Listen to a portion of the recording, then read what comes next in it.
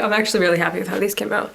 Of course, I still have like stray hairs that I put in your own hair. Anyway, but every time I appear in a video with bangs, you guys comment to say how much I look like Jane Seymour. So you can go ahead and tell me if I actually do transform into Jane Seymour every time I cut my bangs. Corporate needs you to find the differences between this picture and this picture. They're the same picture. I like them like this, just like a little bit of fringe, kind of Elizabeth Bennet style. So it is week 2 of November, NaNoWriMo, and it is Monday.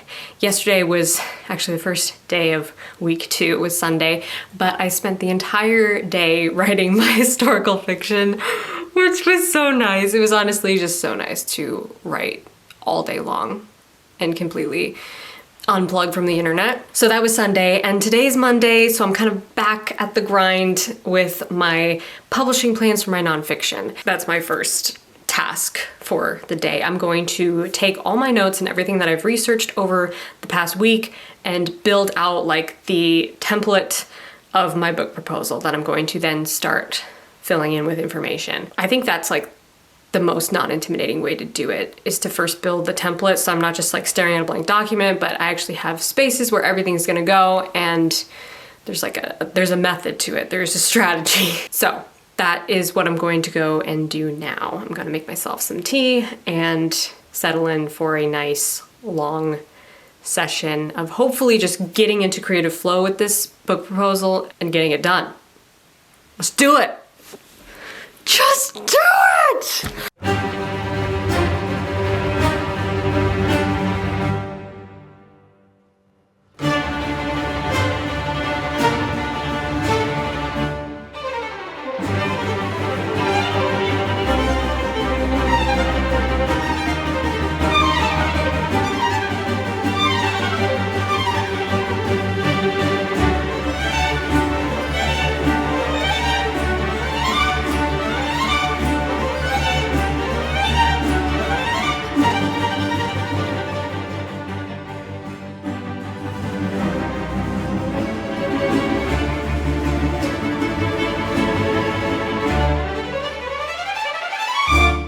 It is day 12. So I actually made a ton of progress on my book proposal yesterday. I basically worked on that all day, which was a lot, but I think it's coming out really good. And I'm very confident in it so far. So I'm going to dive back into that. I only have like 2 more sections to write of the proposal, which is the competitive analysis and the chapter abstracts, and then the sample chapters, which are already written. The chapter abstracts are probably gonna be the most time consuming part because I have to kind of break down the content of each chapter, a third to a half a page of content for each chapter. So that's gonna take a while because there's 30 chapters in the book. But before we get back into the book proposal grind, I have to take some pictures of some books because I am restocking all my signed books on Etsy for Christmas, because I know a lot of you guys are going to be buying books for Christmas, buying gifts for people who need more books in their lives, who need particularly signed collectible editions of books in their lives. Who doesn't need that? Perfect Christmas gift if they're not sold out by the time you're watching this. Definitely go to the link below and order your copy. As I'm filming this, I have 50 hardcovers of The Best Christmas Ever, and I have 8 more copies of the stamped limited editions of The Other World. And now I'm about to take some pictures of The Other World paperbacks because I just realized that I have like 20 of those in stock that I have not signed. So I'm going to take some pictures of the paperbacks because I've never done that for some reason, and then I'm going to make a new listing on Etsy for that.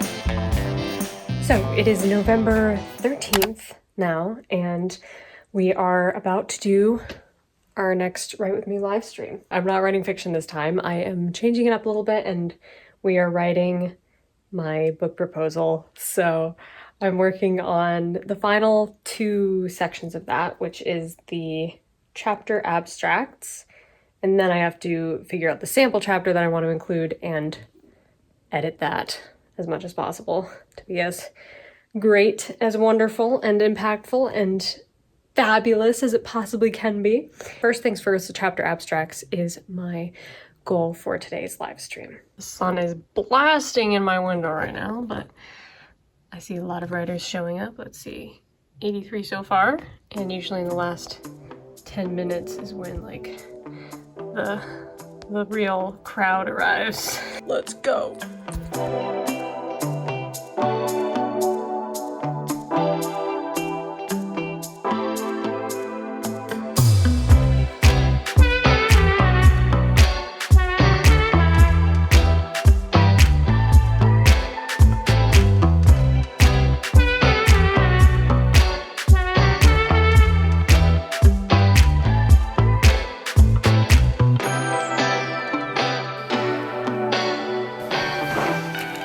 It is day 14. It has been a whirlwind of 2 weeks for me. I have been doing as much writing as possible every single day. I've been getting up early in the morning to do a few hours of work on my historical mystery book, and that's been really great. I've basically been writing like a chapter a day. I've missed a few days, but my chapters are pretty short. They're like 2,000 to 3,000 words long. But it's been good to just like pace myself. Even though I want to write all day, I would love to do that. I'd love to just, you know, completely ignore every responsibility and just write. I realize that that's not feasible. Instead, I have been having like a very strict cutoff time of like 11 or 12, and usually I can finish a chapter by then. If I start writing by like 8, I'm usually done by 11. It has 3 different points of view, and so this also helps me to kind of get into my character voice each time, because I will be writing one character's point of view and then just really lock into their voice and then end the chapter, and then it's going to switch to another character. So I like to take a break, take a step back, so that I can immerse myself in that other character's voice the next day when I sit down to write. Has been a good flow for me lately. I just hit 70,000 words the other day in the historical mystery book, and I've started writing it before November, so that is not just my NaNoWriMo word count, but I'm just in love with it. I love the characters, and I feel like this book 2, is even better than book 1, which is crazy because book 1 is the heist book, and I love heists so much. And I love that book so much, but this one has like a completely different tone. It really feels like a cross between Miss Scarlet and the Duke and Oliver Twist and 6 of Crows and what else? I guess Sherlock Holmes, sort of, because it's like historical, that lovely, dark, spooky Victorian London aesthetic, which I just love. But I've had to kind of create a cutoff time each day for that book so I don't get carried away with it, because my priority project, as you guys know, is the nonfiction, moving that forward, and I'm still working on the book proposal, which I'm going to spend probably the rest of the day working on. I'm hoping to send a rough draft of the book proposal to a potential editor today. I promised I would send it yesterday, and that didn't happen. So I have to get to work on that today and hopefully finish it out. So let me move this over. So I've been thinking a lot lately, this NaNoWriMo, as I am working on various different projects. So as I work on multiple projects this month, I've been thinking a lot about this concept of being present in your creativity. And I think this is so important to address because a lot of you guys are working on multiple projects as well. You're juggling multiple things, and even if you're not juggling multiple writing projects, you have tons of different things going on in your life. And sometimes it feels like all these responsibilities are pulling at your attention constantly, and it turns into a moment where you sit down at your desk and you feel like you can't even be there, fully. And you can't even think straight because your mind is going in 100 different directions, thinking about the day you just had or the day you're about to have. I totally get this. I've been there. I feel this super hard. This is what I've been thinking about lately. I've just been reminding myself to be fully present with the thing that is right in front of me. And I find that this is like the key to my best creativity and my best productivity. Like, I'm the most effective on a thing when I can completely shut the door on everything else and be fully aware of where I am right now and what I'm doing right now. And that is easier said than done. It sounds simple, but it's very difficult. But I've just been reminding myself of that a lot this week. Over and over, whenever I catch my mind going in a bunch of different directions, I stop myself and I say, just be here now. Just do your best on the thing that's right in front of you, Abbie. You don't have to think about anything else, because here's the magic part. If you just show up and do your best on the thing that's right in front of you, you'll find that everything gets done. Nothing requires all this overthinking and stressing out about it. If you know what you're going to do and you plan effectively, oh my goodness, I almost threw this mug on the floor with my elbow. That would not have been pretty. If you plan what you're gonna do and then you show up with everything you need to do that thing, I don't care what the thing is. It could be writing a book, it could be washing your dog, taking care of your kids, making a meal. Try to be there 100%. And you'll find that if you give something 100% of your focus and your attention, not only will you be the most effective and the most productive, but you'll just be the best human being you could possibly be. Like, this is just like basic life advice for being a good human being. What I've found is that if you're not 100% there, especially with people, the people in your life, your family, your friends, the people that you're serving in your work even, if you're not 100% there with them, they can feel that. And you're actually compromising on how wonderful of a person you really are by not being 100% there. You know what I mean? Like, part of you is, off somewhere else thinking about work, thinking about your list of chores, thinking about all the things that are still unfinished that need your attention. But we're not meant to be thinking about all of that at once. Because if you think about it, when you're sitting at your desk trying to write, it's not effective to be thinking about how you need to go pick up your kids from soccer practice, or you need to walk your dog, or you need to figure out what you're gonna buy at the grocery store tomorrow. It's not effective to be thinking about any of those things, because right now you are writing your book and that's all that you need to be doing, right? That's just some food for thought, something that I've been thinking about a lot lately and reminding myself of as I jump between projects. When I'm on the nonfiction, I'm trying to be 100% on that project, and when I'm on my historical fiction, I am trying to not think about the book proposal and the query letters and the entire mountain that's in front of me with that project. You can do everything, but you can't do it all at once. That being said, it's time to get back to work.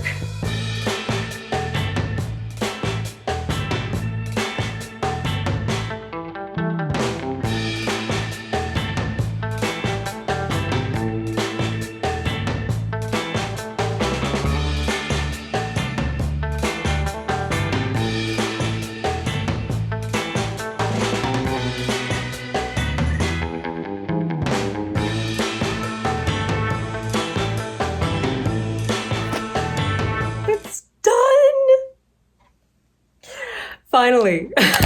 Honestly, I'm just amazed that I was able to do all of this in 5 days. It felt like I was sprinting all week long, and I don't mean writing sprints. I mean like running an actual race and feeling like collapsing at every turn. It has been actually a really amazing learning experience, and I feel like I have acquired a whole new skill set just from doing this process of writing this book proposal this week. But now that the first draft is finished and I'm feeling really confident about it. I am now sending to a potential editor and waiting to see what their schedule is going to look like, because the next step with this process is to get the book proposal and the query letter edited, get them super strong, super punchy, and get ready to move on to the next step, which is collecting my list of potential agents and sending to agents. Well, the querying process is just around the corner and I'm very excited for it. I won't say it's all been fun this week, because honestly, writing a book proposal feels like writing a marketing document, and that's essentially what it is. It's creative, but it is not, it doesn't feel like writing fiction at all. But like I said, good skills to develop, and I am grateful for this experience.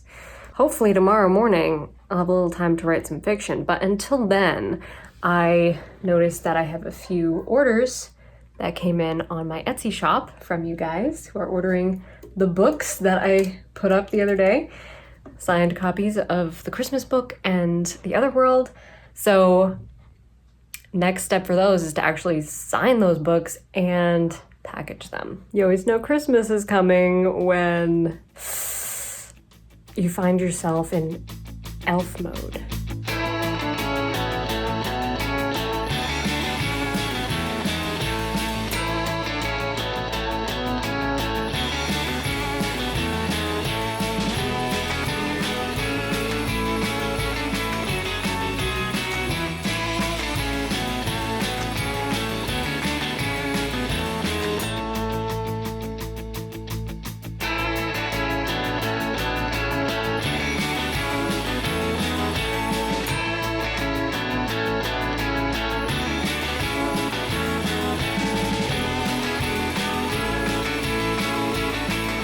Well, guys, that's it for me this week. It was a very busy week, and I'm really happy with the progress I made.